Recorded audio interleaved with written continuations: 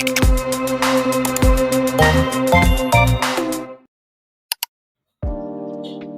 dan selamat datang di Jasa Training Podcast siap membahas terobosan baru di bidang bioscience. Dan saya Pita. Jadi kita kali ini kita akan membahas soal sintesis polipeptide. Ada hubungannya dengan polyamino acid. Polyamino acid. Jadi peptide. Peptide. Protein nggak? Belum sampai kan. Peptide aja. Nah, uniknya ini beda dari peptide yang biasa. Karena ini untuk pertama kalinya disintesis peptide itu siklik, tapi dalam sekali translasi. Jadi langsung ya? Dari ribosomal. Jadi nggak ada post translation modification langsung. Jadi bukan linear dulu terus ada enzim yang bikin dia siklik. Itu kan banyak tuh kalau yang peptide yang siklik, tapi kan kayak misalnya bacteriocin itu kan banyak yang siklik. Itu di sintesis rantai panjangnya dulu linear, baru disiklisasi. Setelah ini baru ada proses setelah itu. Gimana itu kok bisa ini ya? Kok bisa jadi siklik gitu? Di PKG ada enzim khususnya. Nah tapi yang ini ya ini dipublish di apa lupa suka Nature kayaknya, selain PNAS Nature pokoknya. Nature apa kan Nature banyak kok.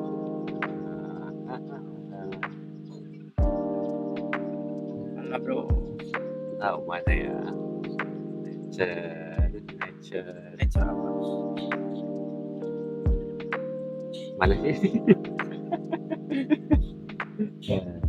Bentar, mari kita pastikan. Karena penting nih kan untuk apa namanya absah. si siapa? Itu apa? Ini ya. Pasti bukan itu ternyata.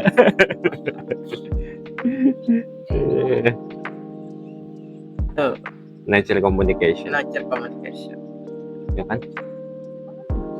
Publish iya. Nature Communication. Nature Communication. Ya baru berapa hari yang lalu kok. Masih minggu-minggu ini. Nah, kenapa ini jadi apa? Wow. Jadi wow. Ya. Yang jelas sih ya tadi kan sebenarnya siklik peptide itu fungsinya juga cukup banyak.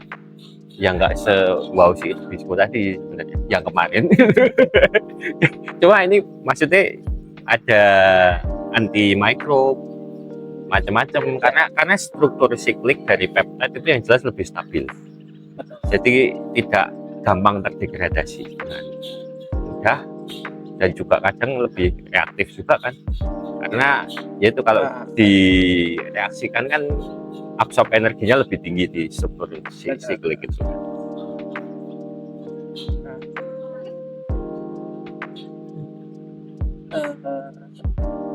Dia yang aku bingung itu gini, implikasi yang paling gedenya apa ya? Kenapa dari sekali translasi doang sama post itu apa? Ini memang boom kan? Dia dalam satu kali translasi udah langsung siklik gitu kan? Berarti kalau misalnya dia secara in vitro enak banget ya? Nggak perlu ada post reaction setelah translasi. Ya makanya ini kan juga cell free kan itu sintesisnya. Jadi nggak ada sel di ribosom langsung disintesis di situlah. Jadi lebih gampang ininya sih, scalingnya yang jelas. Jadi tetap prosesnya. Iya. Secara enzimatik kan kalau ya. Jadi kita nggak perlu 2 enzim, tapi cuma 1. Iya. 2 proses, itu cuma cuma satu proses saja. Dan sebenarnya kalau yang kita ketahui, kalau misalkan yang sintetik rata-rata senyawa siklik kan sintesisnya lebih ke ini kan, kalau chemical kan itu. Oh iya, yang perlu di ini yang mungkin bisa jadi kenapa ini wow banget. Biasanya senyawa peptide siklik itu disintesis dengan energi yang besar. Iya. Ya biasanya dengan tekanan atau suhu yang cukup tinggi. Iya. Karena itu butuh energi, cost-nya pasti lebih tinggi. Nah, sedangkan ini dengan liposomal ini dia disintesis di suhu normal ya, derajat ya, seoptimal enzim. Iya. Ya kan replace enzimatik emang biayanya mahal banget. Betul. Karena kan ya enzim kan sebagai katalis kan.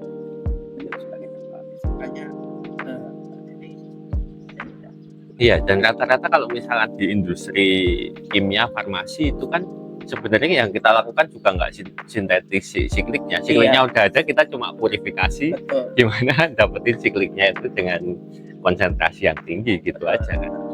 Biasanya kita udah lebih banyak kan pakai material cell. Iya, material cell, plant cell. Sudah ada sikliknya, tinggal dipurifikasi. Produksinya sebenarnya juga tetap enzimatik kan kalau ditelusuri. Entah itu dioptimize di plant ataupun di bakteri ya kan. Tapi banyak juga yang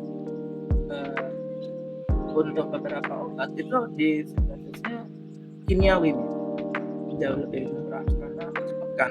Iya. Cepat tinggi, ada ininya ya. Tapi kan dia itu energinya. Nah, di zaman sekarang yang apa-apa energi di karbon zero itu masuk itu.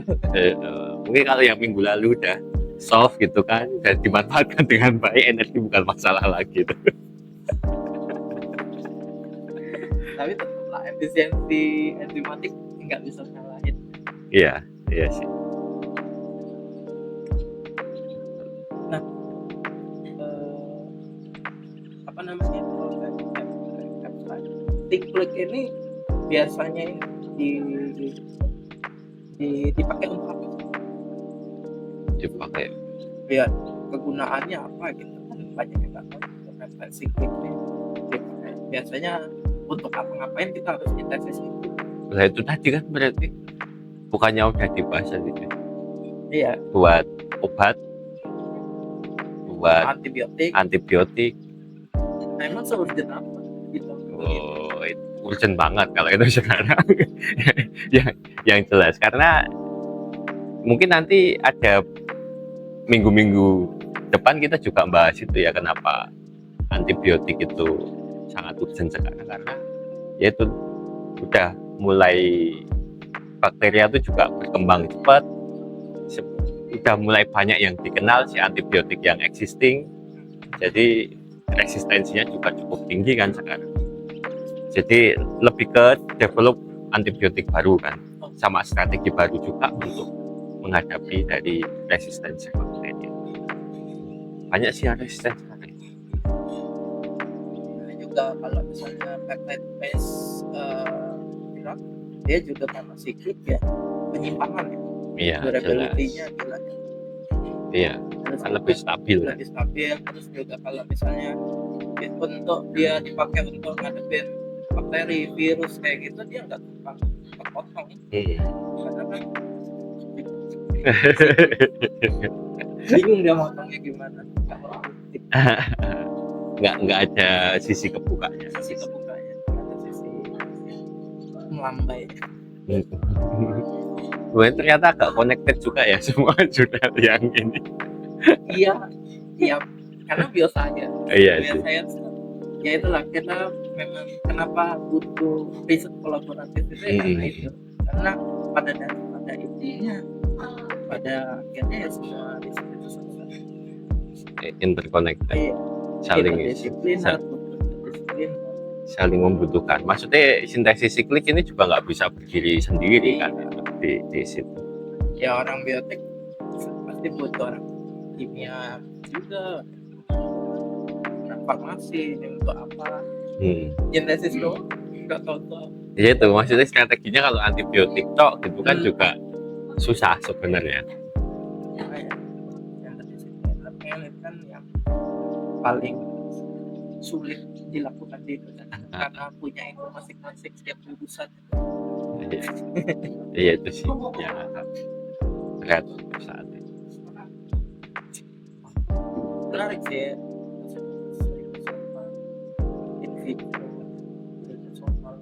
Iya kalau yang dihasilkan di sini kan baru 2 jenis kan, 5 siklik sama siklik, dan itu juga masih perlu diefisienkan untuk siklik-siklik yang itu terutama kan. Tapi kalau yang 5 sih bisa sampai hampir 100% kan itu. Ya ada beberapa faktor ya. Karena tadi kalau misalnya yang sebelumnya itu yang terjadi di alam itu ada 2 proses ya, jadi 1 proses gitu. Di package itu maksudnya ya penelitian ini pun belum final kalau misalkan masih ada error. Ya apa namanya secara proses translasi enzimatiknya pun ada error sih. Yang karena mungkin mereka udah dapat hint tapi ini. Itu sih selalu ada celah juga sih setiap riset tuh kalau misalkan mau di follow up juga ada yang tertarik ke arah itu kan. Yang tertarik mungkin banyak dan dari risetnya seperti yang saat itu itu sulit karena fokusnya sekarang cuma di biaya kuliah dan risetnya enggak. Fokusnya tuh publikasi di sosmed gitu, nggak di jurnal aktif gitu. Iya ya itu ya itu menarik sih, apalagi di tengah kumpulan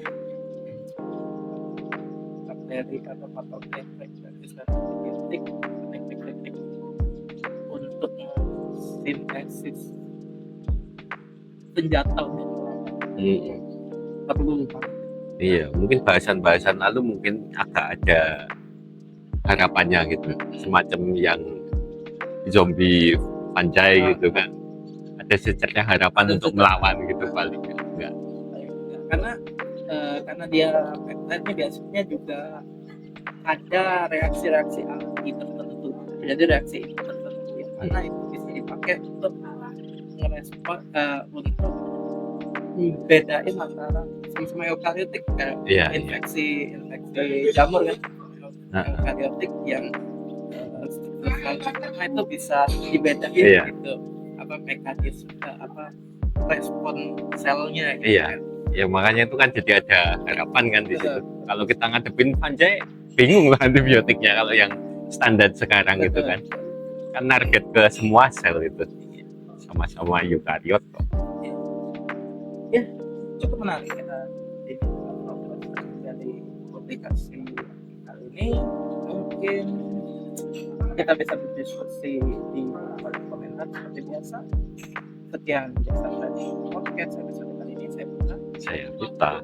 Bye bye.